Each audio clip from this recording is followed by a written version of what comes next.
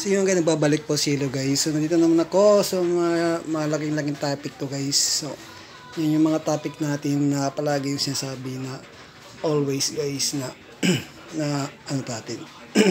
So magre-reaction about sa Katniel guys. Yan, Katniel kasi nag-comeback daw, sabi nila comeback. So magka-comeback talaga yan. Magka-comeback talaga yan kasi mag-close na kasi ya. Kasi yung isang relasyon, kapag mag-close na kayo, is pwede yung makambak. Comeback kasi ano kayo mayroon na kayong something na. So, wala namang problema dun. Kapag nag-comeback isang relasyon, ibig sabihin, mahal nyo pa yung sex out or gusto mo pa yung yung lalaki or babae. So, wag na tayong magtaka guys kung kung magkakambak man yung mga Katniel. Kasi, serve talaga nila yan. Serve, bumalik kung ano man gusto nila. If ever man, nasa sa kanila yun kung anong decision nila. Papatuloy nila or more of friend na lang. So, wala na tayo. Labas na tayo dun, guys.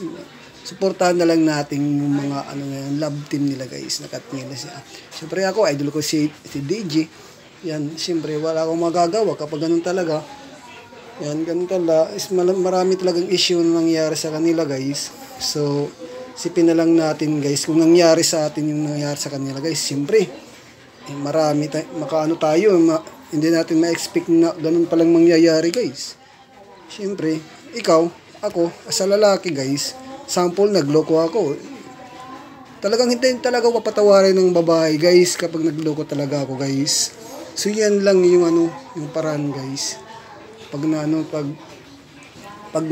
magagawa tayo ng mga mali guys. Magagawa tayo ng mali, wala na tayong pag-asa niyan.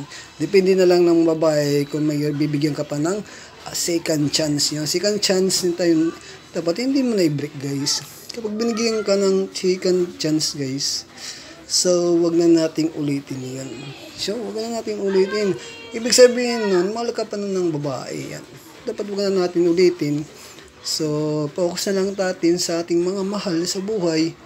Sa ating kayo, meron kayong mga may mga sa loved one kayo. Kami mga dito tagal na kami, mag-almost na kami. 30 years na kaming single, tangina.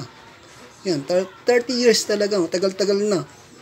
Baka man lang, baka naman, wala talagang man If nanliligaw man kami, hindi naman kami sinasagot.